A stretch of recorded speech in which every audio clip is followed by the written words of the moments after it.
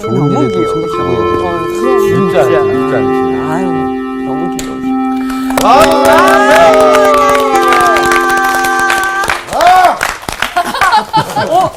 전학생 화낸 거야? 오랜만에 또 뵈가지고. 너무 반가워서. 아니, 진영 형제 이 표시하는 게 남자다워 좋아. 아, 고맙습니다. 상남자. 사랑합니다. 상남자.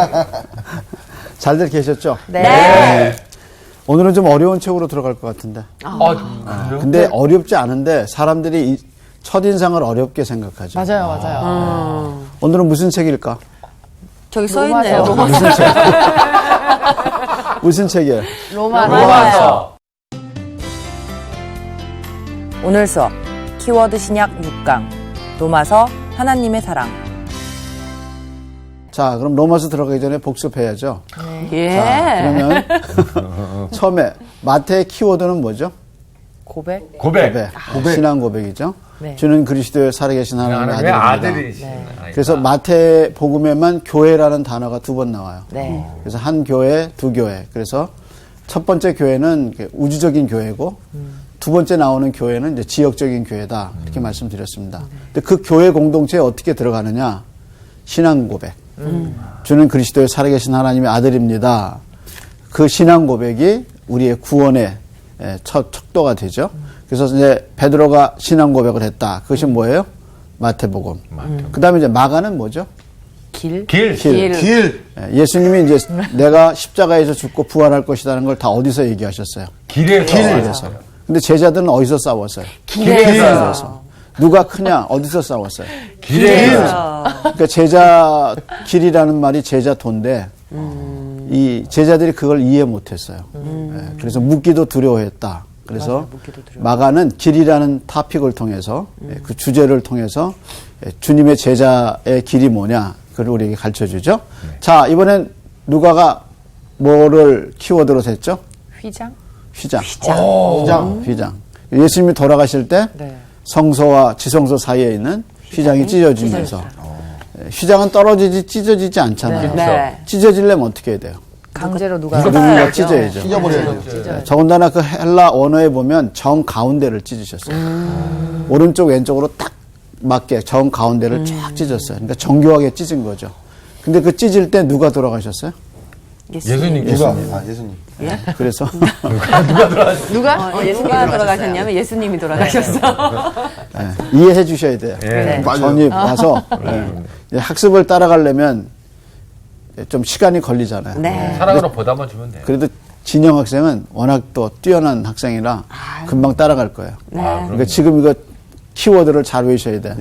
마태는 고백, 마가는 길, 누가는 휘장. 그래서 휘장이 가운데로 쫙 찢어졌어요. 예수님 가셨어. 예. 근데 이제 그게 누구를 상징한다 그랬죠? 예수님. 그래서 십자가에 죽을 때 예수님의 육체가 찢겨지시면서 휘장이 찢겨지면서 우리에게 새로운 산길이 열리죠. 네. 예, 그래서 누구를 통해서 하나님께 나가게 되느냐? 그리스도를 통해서 나간다. 이제 누가의 키워드죠. 자, 요한은 뭐였죠? 교회. 요한. 요한은 세례. 교회. 막 얘기하다 보면 답이 나오지. 그죠. 막 던지다 보면 성령? 성령은 좀 이따 나오고. 있긴 있어. 자, 이제 예수님이 죽으셨어, 십자가에서. 부활. 맞아, 부활. 역시. 내가 막 던지다 보면 나오네요. 한 걸음 내가 덜 걸었네. 너무 기뻐하지만 너무 당연한 거야. 아니 이렇게 맞추면 우리 담당 PD님께서 우리 선물을 주시거든요. 그래. 부활. CG를 드리는 거죠. 그러니까 지금 이 사복음서의 순서가 보면 그리스도가 누구냐? 그분이 이제 십자가에서 내가 죽고 부활할 걸 길에서 얘기하시고, 그 다음에 이제 진짜 십자가에서 죽으셨어요. 그러니까 당연히 이제 요한복음에서는 우리가 다뤄야 할 주제가 죽으신 그리스도가 다시 부활하셨다. 그래서 부활의 키포인트가 이제 세마포에 두죠. 그 세마포가 유대 장례식으로. 네. 그러니까 먼저 이제 부활을 따지려면 먼저 죽어야 돼. 그렇죠. 죽지 않고 잠깐 소생했다, 뭐 기절했다 이런 게 아니라 완전히 죽어야 돼. 그럼 죽었다는 말이 뭐예요? 심장의 박동이 멈추고 호흡이 없고 그다음에 반응이 없다. 반응이 없어요. 외부에서 아무리 반응을 해도 반응이 없어요. 반응하면 그건 뭐 아직 살아있는 거죠. 그래서 예수님이 죽었다는 걸 확인하고 무덤이 생기고 그다음에 거기다 무덤에다 시신을 넣고 그럼 죽었다는 의미는 시신이 있어야 돼. 무덤이 있어야 돼. 그다음에 유대 장례법에 의해서 장례를 치러야 돼. 그게 다 이루어진 거야. 그러니까 완전히 다 죽은 거죠. 그리고 죽었다는 가장 확실한 표현은 십자가가 사적으로 죽이는 거예요? 아니면 공적으로 죽는 거예요? 공적으로 공적으로 죽죠. 누가 공적으로 죽으라고 언도를 내렸어요? 로마가. 그러니까 국가가 사형수로 하고 십자가에 처형하고 시신을 확인하고 내줬어요. 그러니까 완전히 죽은 거죠. 행정적인 절차가 딱 끝난 거죠. 예. 그러니까 예수님의 죽음을 역설적으로 증명한 사람이 누구냐? 로마 정부예요. 아, 그러네요. 진짜. 그랬던 예수님이 다시 부활하시죠. 그래서 이제 부활. 그래서 예수님이 이제 부활하시고 요한복음이 끝나요. 네. 그래서 이제 베드로에게 나타나셔서 네가 나를 사랑하느냐 내 어린 양을 쳐라 먹여라 이렇게 얘기하시고 예수님이 이제 승천하시죠. 그리고 이제 사도행전을 열면 사도행전의 주제가 뭐죠? 성령. 근데 이제 사도행전 1장에 보면 성령이 오기 전에 누가 승천해요? 누가 승천해요? 예수님이. 그럼 이제 예수님의 승천과 성령이 맞물려 있어. 그렇죠? 네. 그러니까 예수님이 승천하지 않으면 성령이 내려오지 않으셔. 네. 그러니까 성령이 오시는 절대적인 조건은 뭐냐면 예수님이 승천하셔야 돼요. 그래서 이제 승천의 의미를 먼저 이해해야 마치 예수님의 죽음을 이해해야 부활이 되듯이 예수님의 승천을 이해해야 성령의 오심이 해결되는 거야. 그럼 승천은 무슨 의미가 있느냐? 승천은 그런 의미죠. 예수님의 지상 사역이 끝난 거야. 그리고 예수님의 새로운 사역이 하늘에서 시작되는 거야. 그것이 이제 우리를 위한 중보기도 하시는 거죠. 그러면서 예수님 얘기하시죠. 내가 가야 또 다른 보혜사가 너희에게 온다. 내가 가는 것이 너희에게 유익하다. 얘기하시죠. 그리고 예수님이 약속한 것을 기다려라. 그리고 예수님은 승천하셔요.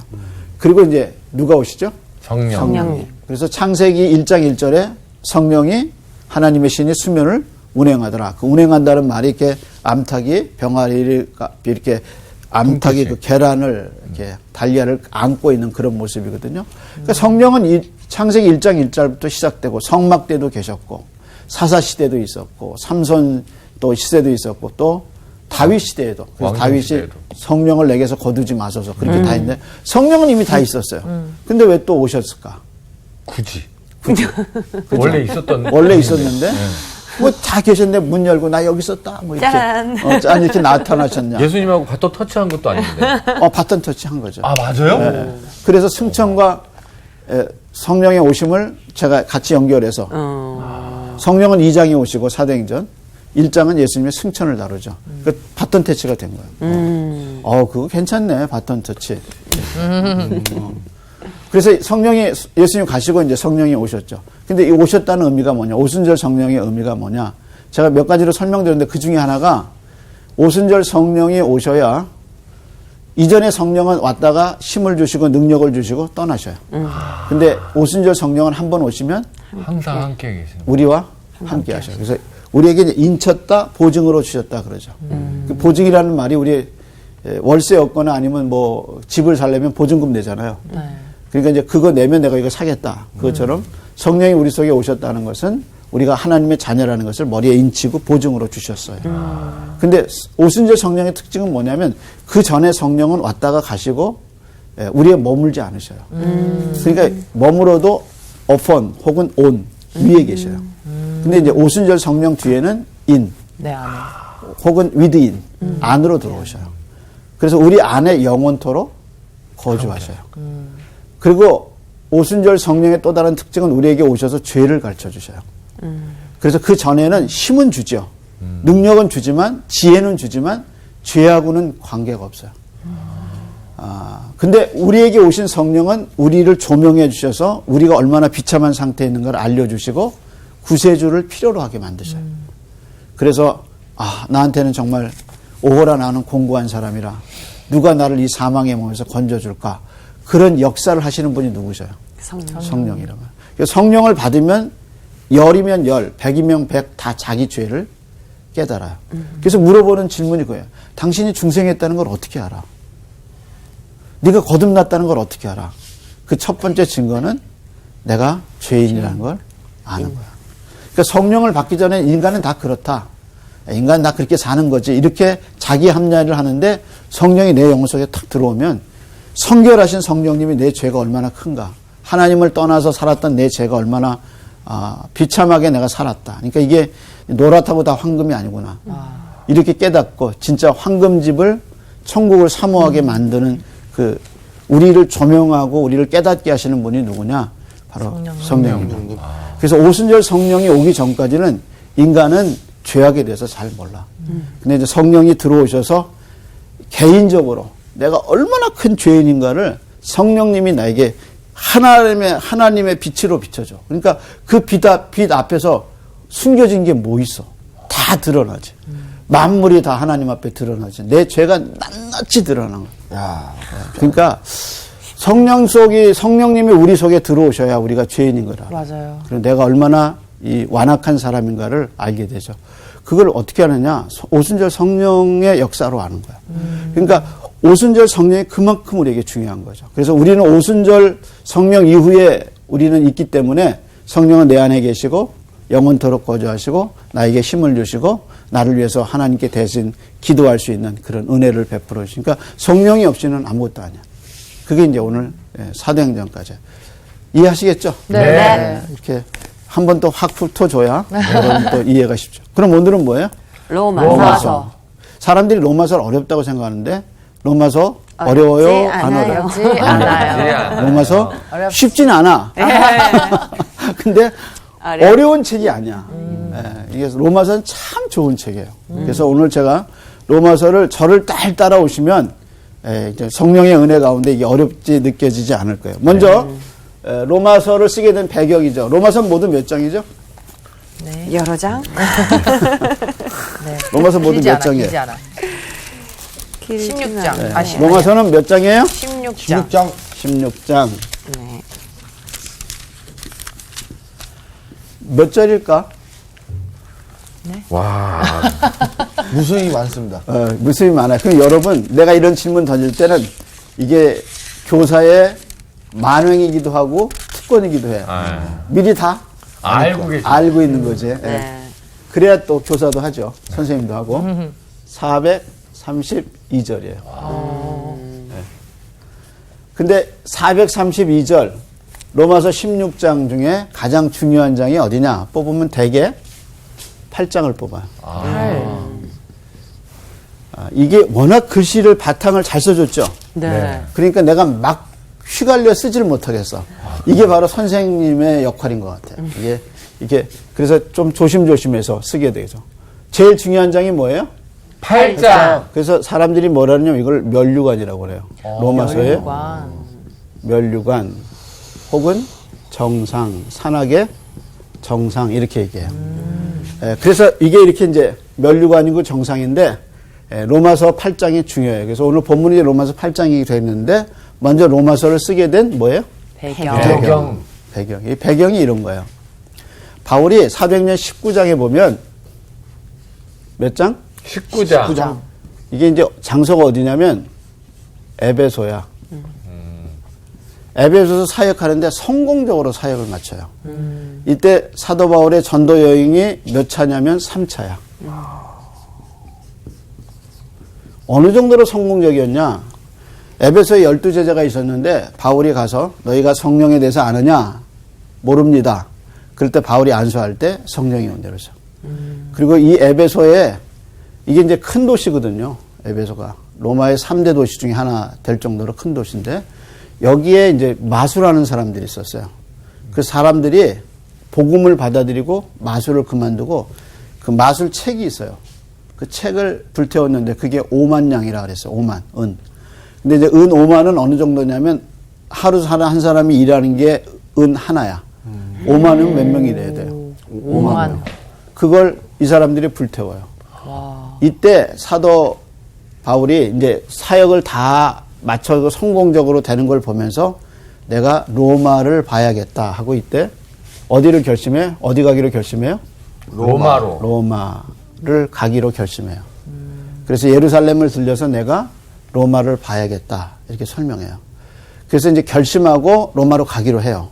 그리고 이제 로마로 가려고 애를 썼는데 인생이 자기 뜻대로 안 되는 거야. 로마서 1장 한번 보세요. 1장. 인생이 자기 뜻대로 되나? 안 되죠. 안 되죠. 그러면 안 되는 추천 형제가 8절 한번 읽어보죠. 8절이요. 먼저 타이틀부터 읽어보세요. 네. 바울의 로마 방문 계획. 그죠? 바울의 로마 감문 계획. 계획이죠. 자, 그럼 이제 이게 갔나 안 갔나 이제 한번 어디를 10절 한번 읽어보실래요? 10절이요. 어떻게 하든지 이제 하나님의 뜻 안에서 너희에게로 나아갈 좋은 길 얻기를 구하노라. 자, 이제 어디를 가고 싶은 거예요? 로마. 로마를 가고 싶죠. 근데 13절 보세요.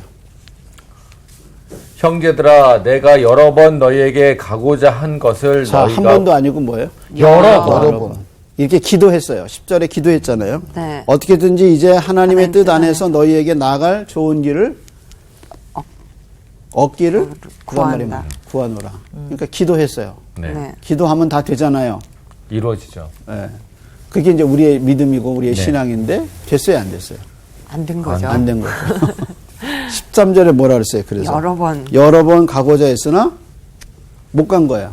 그걸 이제 상대방이 오해할까봐 뭐라 그랬어요? 너희가 모르기를 원하지 아니하노니. 그러니까 알아달라 그 얘기예요. 네. 너희들이 내 얼굴을 못 보는 것은 내가 가기 싫어서가 아니다. 여러 번 나는 가고자 했다. 그 다음에 이는 너희 중에서도 다른 이방인 중에서와 같이 열매를 맺게 하려 함이로되 지금까지 길이 막혔도다. 그러니까 이 편지를 쓰는 당시까지 어떻게? 막혀 있네요. 못 간 거야. 그죠? 추천 형제도 하고 싶은데 못 하는 거, 안 된 거 많잖아. 어우, 많죠. 된 거보다 안 된 게 더 많아. 안 된 게 더 많아요. 이제 그게 은혜야. 은혜로다. 안 된 게 은혜야. 그러니까 만약에 이게 자기 뜻대로 다 됐으면 로마서가 생겼을까 안 생겼을까? 은혜네요. 그러니까 역설적으로 한번 생각해봐. 가고자 해서 다 갔어. 다 만났어. 편지 쓸 이유가 있어요, 없어요? 없죠. 없어요. 맞아요. 만나서 그러니까 얘기했겠죠. 로마서 탄생 배경에는 인간의 뜻대로 안 된 하나님의 섭리가 있는 거야. 와, 우리들이 나중에 로마서를 읽게 하기 위해서 이렇게 못 갔군요. 그러니까 생각해봐요. 로마서가 없으면 우리가 지금 여기서 이렇고 없는 거지. 예. 그러니까 로마서가 있으니까 로마서 이렇게 하고 이제 공부하게 되는 거예요. 그래. 15장 한번 가보세요. 15장이요? 15절이 로마서 15장. 예. 15장. 15장. 예. 15장. 선을 이루고 덕을 세우라. 로마서 15장 23절입니다. 읽을까요? 예, 읽으세요. 이제는 이 지방에 일할 곳이 없고 자, 이게 뭐냐면 이제 그 위에 타이틀 한번 또 보세요. 바울의 로마 방문 계획. 예. 아빠 1장에도 한번 나왔었죠, 아까. 네. 예. 거기도 로마 방문 계획이죠. 여기서도 뭐야? 로마 방문 방문 계획. 계획. 그러니까 성경을 읽을 때 어디를 꼭 읽으라고 그랬어요. 타이틀. 그걸 꼭 읽어야 그 문맥이 잡혀요. 그래서 이제 거기도 보면 이 지방에서 일할 곳이 없다. 여기가 어디예요? 에베소. 아, 에베소. 다 일을 했다는 얘기죠. 그러니까 에베소, 고린도 이런 게 다 이제 2차, 3차 전도 여행이거든요. 근데 거기서는 다 일을 한 거야. 네. 그러니까 도시마다 복음을 전했거든요. 사도 바울의 전략이 도시 전략이에요. 그러니까 도시에 가서 복음을 전했는데 거의 다 다닌 거야.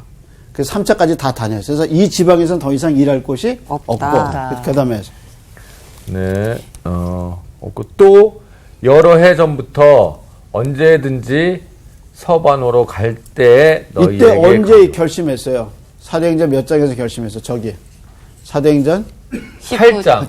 19장. 이건 로마서의 면류가 아니고 사도행전 사도행전 19장. 19장에서 이제 결심한 거죠. 네. 근데 여러 해 전부터 결심한 거예요. 근데 이 편지를 쓰기 여러 해 전부터 가고자 결심을 한 거예요. 로마를 가고자. 이때 결심한 거죠. 그러니까 이때부터 세월이 많이 흘러서 벌써 여러 해라 그랬잖아요. 네. 그래서 계속해서 네, 너희에게 가기를 바라고 있었으니 이는 지나가는 길에 너희를 보고 먼저 너희와 사귐으로 거기 너희는 누구예요? 로마 사람. 로마 사람들, 로마 교인들. 근데 어디를 가고 싶었다 그랬어요. 로마를 가고 싶어. 근데 지나는 길에 너희를 보고 그러니까 이제 목적지가 따르면 되지. 어디예요? 서바나요. 서바나. 서바나는 어디예요? 스페인. 스페인. 스페인. 예. 당시 이 세계의 사람들은 다 스페인을 세계의 끝으로 봤어요. 그래서 스페인 이게 이제 요나서에 가면 다시 쓰거든요.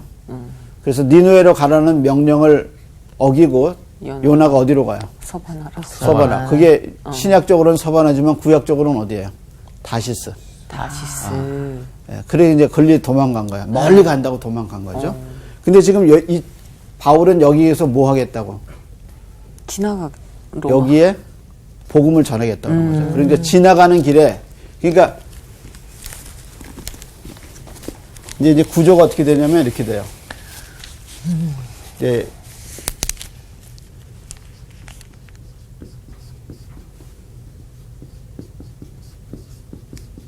서바나.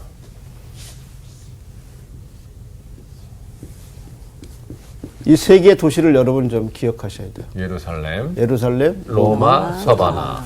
바울이 이제 이 로마서에 어떻게 시작됐냐면 바울이 서바나를 가고 싶어. 이게 목적이야. 근데 서바나를 가려면 누가 도와줘야 돼? 로마가 도와야 돼. 그러니까 로마를 가고 싶은 거야. 근데 로마에 가는 길에 어디를 반드시 들려야 되냐면 어디를 들려요?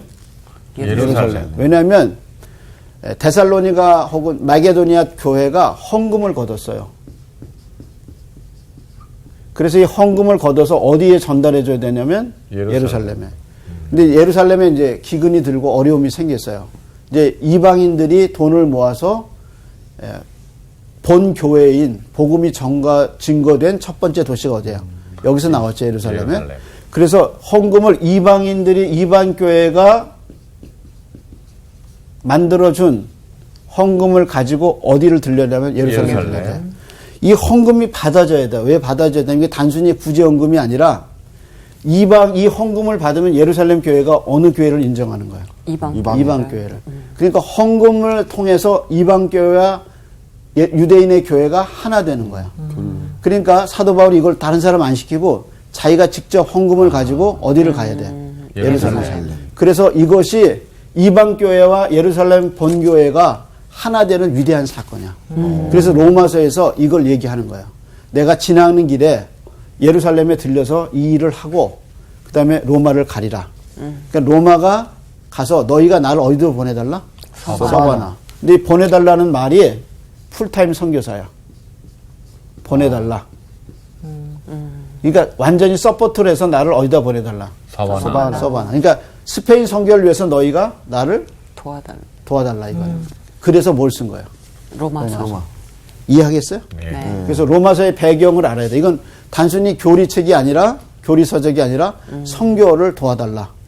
그러면서 이제 로마 교회에 자기를 본 일이 없는 거야. 그러니까 자기가 누군가를 이름은 알죠. 로마 교회가. 그러니까 자기가 누군가를 설명해. 그래서 제일 먼저 내가 만난 예수님, 내가 본 예수님, 내가 만난 복음 이것을 이제 그 안에 이제 하나님의 섭리 가운데 풀어내죠. 이것이 로마서의 배경이야. 이해하시겠죠? 네. 그럼 이제 로마서의 구조가 어떻게 되느냐? 친절하게 선생님이 따뜻한 마음으로 네. 이렇게 세 가지로 나눴어. 근데 이것도 또 너무 쉬운 거야. 로마서 어렵지? 않아요. 로마서 쉬워요. 네. 배우면 배울수록 깊고 또 단순하고 아주 또 깊은 의미에서.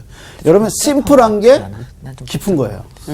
괜히 어렵고 막 그런 거는 깊이가 얕아요. 근데 심플해 보이는 게 깊어요. 예를 들어서 물 그러죠. 아이고. 요만한 것도 물이죠.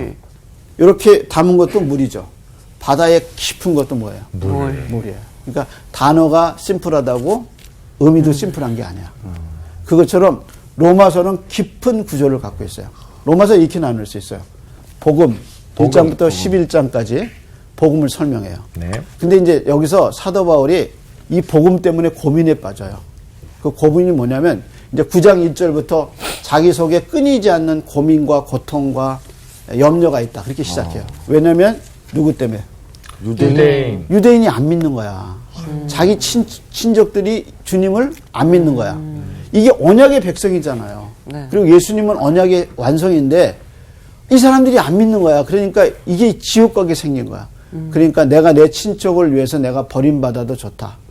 하고 이제 이 복음을 시작해. 근데 그 대신 누가 자꾸 믿어? 이방인. 이방인들이 자꾸 믿는 거야. 그러니까 이방인은 막 그냥 엄청나게 복음을 전거하면 막 교회가 생기고 막 이방인들은 세례를 받고 막 물밀듯이 복음 안에 들어오는데 이 친구들은 안 믿어. 그러니까 정작. 바울이 고민에 빠지죠. 그죠. 그 문제를 몇 장하고 몇 장하고 달라요. 9장하고 11장에서 이 유대인과 이방인의 신비를 다뤄요. 그래서 이제 깨달은 게 뭐냐면 이방인의 수가 들어올 때까지 유대인이 완고해져. 그러다 이방인의 수가 차면 하나님이 유대 민족을 구원하기 시작해. 이 비밀을 9장에서 11장 사이에 깨달아요. 그러면서 이 문제를 이제 풀어내요. 그것이 다 어디에? 1장에서 11장 복음 안에 들어가. 그 다음에 이제 복음을 믿었어. 그래서 11장 끝이 찬양으로 끝나요. 예배로 끝나요. 예. 만물이 주에게서 나오고 주로 말미암고 주께로 돌아가니 세세 무궁토로 하나님께 영광이 있을지어다. 그러고 아멘 하는데 이게 예배야. 그러니까 하나님의 이런 구원 섭리를 깨닫고 사도 바울이 그 하나님의 구원 섭리 앞에 무릎을 꿇어버려요. 그리고 하나님 놀랍습니다 하고 자기가 예배를 드려. 그리고 그 다음에 12장 시작하면서 뭐냐면 너희 몸을 하나님이 기뻐하시는 산 제물로 드려라 하고 무슨 얘기 시작하냐? 몸과 예배 얘기를 해요. 그래서 정신만 구원받는 게 아니라 구원받으면 반드시 구원의 습성이 구원의 그 역사가 어디로 나타나야 돼? 몸으로 나타나. 그러니까 나는 예수 믿는데 하고 예수님을 믿는데 몸에 변화가 없다.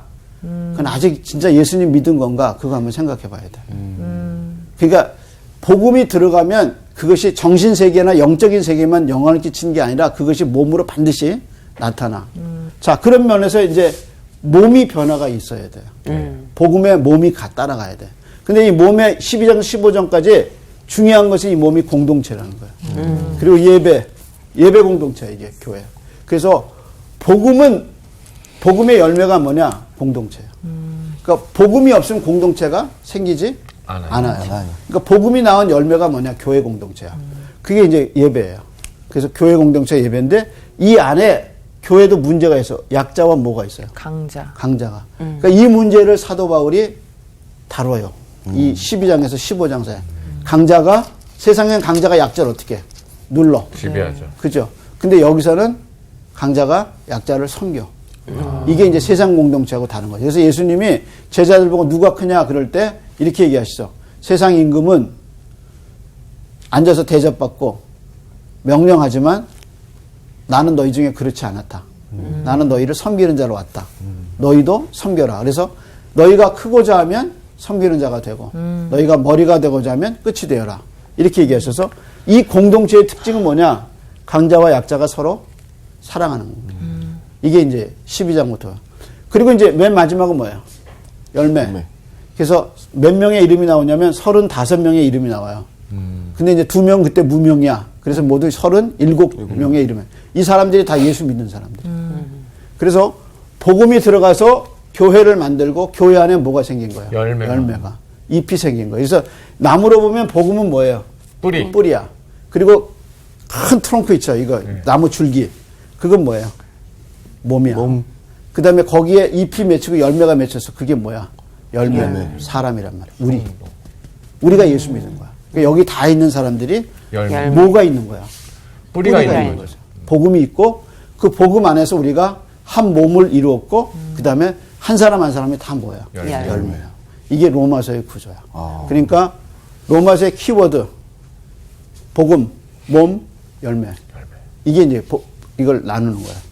자, 그러면 오늘 본문은 뭐냐? 이제 로마서 8장인데 로마서의 관점이 있어요. 이 로마서를 볼 때 1장부터 마지막까지 볼 때 뭐냐면 우리가 간증이라고 그러죠. 네. 간증은 주체가 나야. 내가 하나님을 만났다. 어떻게 만났나. 그래서 이제 간증할 때 그러죠. 하나님 만나기 이전의 삶. 하나님을 만난 삶, 만난 계기, 만난 이후의 삶. 이게 이제 구조잖아요. 이래가지고 이제 간증들 하거든요.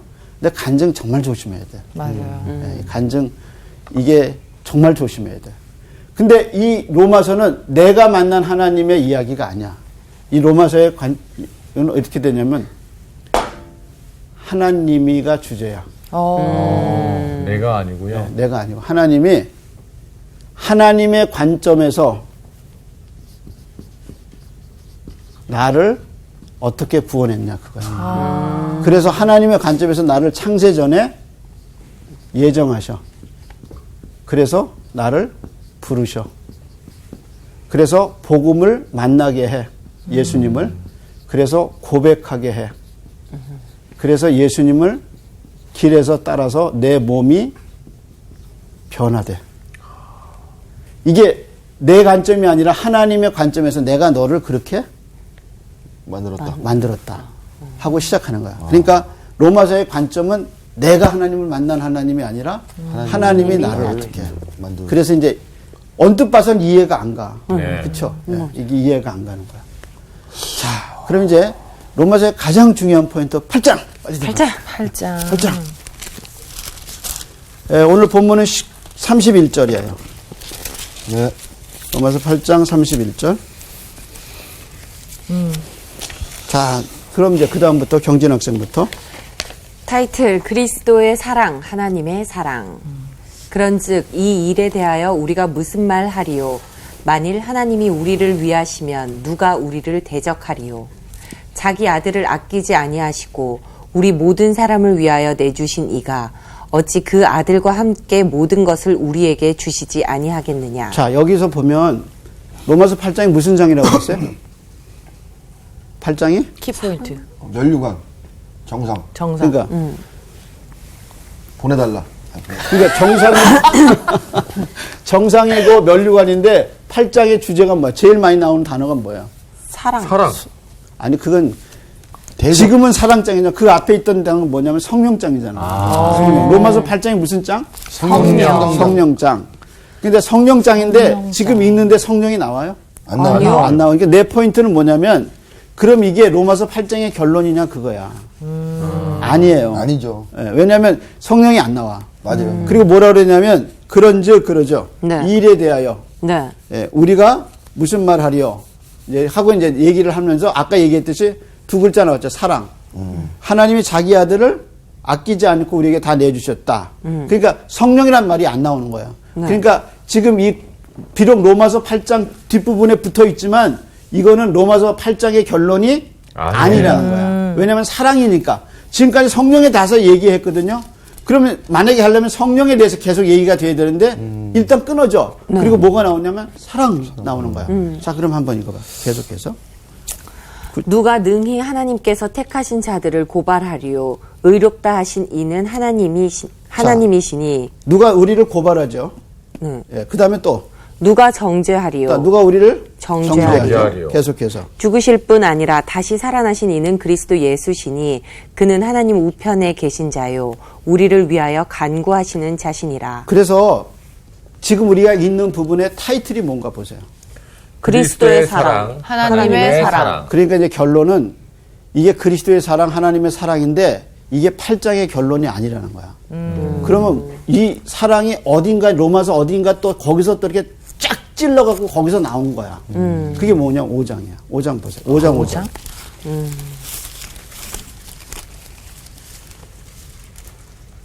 로마서 5장 5절. 읽어볼래요? 소망이 우리를 부끄럽게 하지 아니함은 우리에게 주신 성령으로 말미암아. 우리에게 주신 성령으로 말미암아. 성령이 나왔죠. 네. 로마서 8장도 먼저 성령이 나왔죠. 네. 그래서 성령이 하시는 일이 뭔가 봐.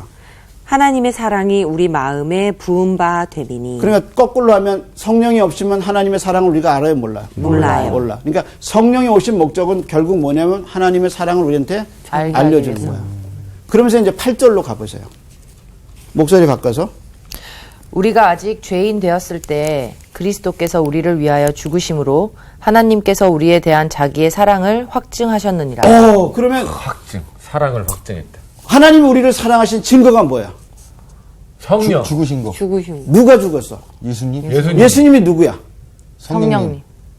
하나님의 아들. 하나님의 아들이지. 네. 그러니까 하나님이 자기가 가장 귀한 것을 우리를 위해서 십자가에 줬어. 네.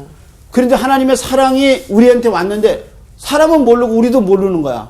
누가 오셔야 아는 거야? 성령님. 그러니까 성령이 오신 증거는 결국에 성령이 왔어 내 마음속에. 하나님의 아들이 죽었다는 사실을 너 때문에 너 같은 죄인을 위해서 죽었다는 사실을 하나님의 아들이 죽었다는 그 놀라운 복음의 소식을 우리는 모르고 있어. 근데 누가 와서 알려줬어요? 성령님. 성령이 와서 결국에 그 십자가의 사건을 알려주면서 하나님의 사랑이 얼마나 큰가 하는 것을 우리한테 쏟아 부어지게 알려주신 거야. 그렇잖아요. 네네. 그러니까 성령이 없이는 하나님의 사랑을 알 수가 없어요. 없어. 그런 관점에서 8장을 돌아가 봐요. 그래서 8장에서 지금 다 그 앞에 뭐에 대한 얘기를 한 거야. 성령 얘기한 거야. 그리고 이제 성령이 오신 진짜 이유가 뭐냐. 십자가를 깨닫게 하시고 자기 아들을 아끼지 아니하시고 내주신 그분의 사랑을 얘기하면서 누가 우리를 정죄하겠느냐.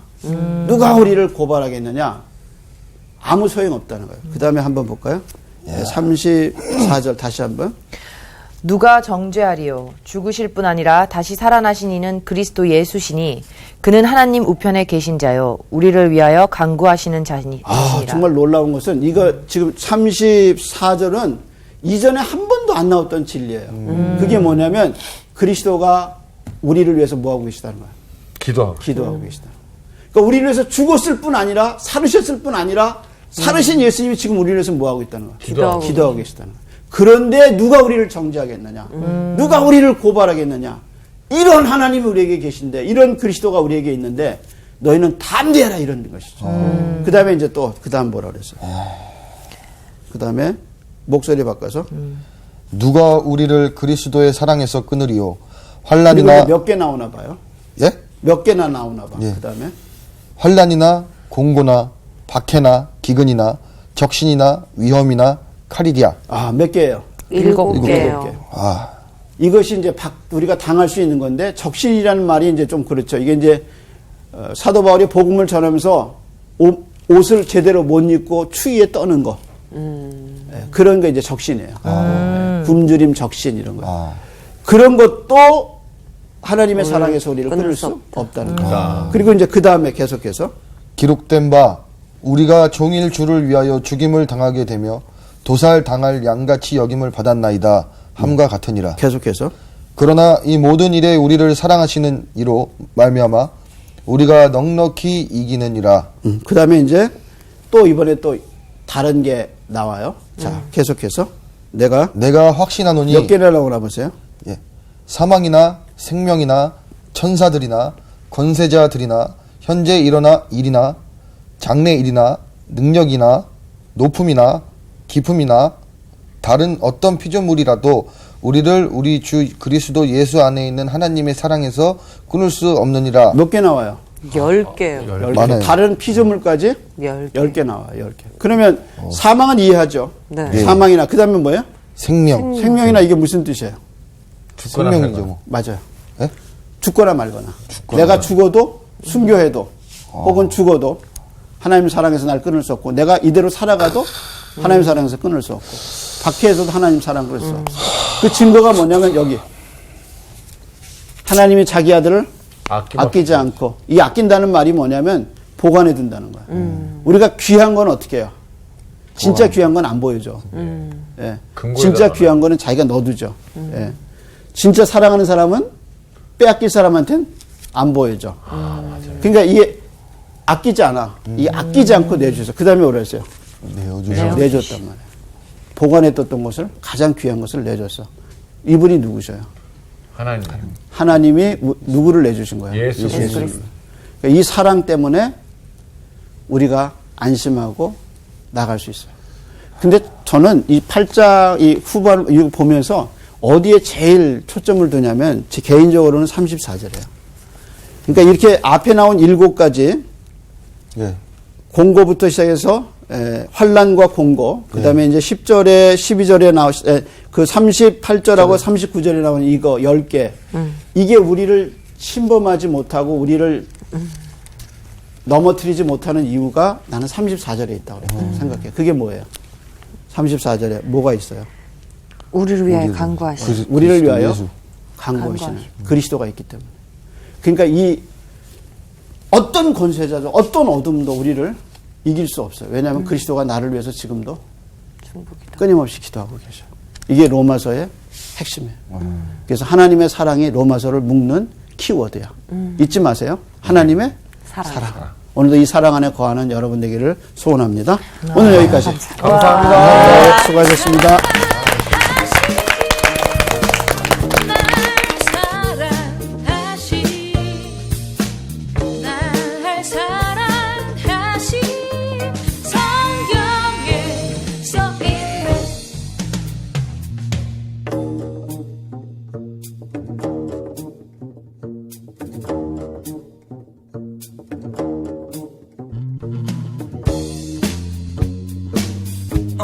for the love of Jesus. 오늘의 퀴즈입니다. 예수님께서 과부의 죽은 아들을 살린 장소는 어디일까요? 1번 가버나움, 2번 나인, 3번 여리고. 정답을 아시는 분은 CBS 성사학당 홈페이지에 정답을 올려주시거나 우편으로 보내주시면 됩니다. 선정되신 분들에게는 대한성서공회에서 성경 통독을 위한 최고의 자습서 성경 2.0, 크리스채너티 투데이 1년 정기 구독권, 성사학당 선생님들의 저서 중 하나를 드립니다.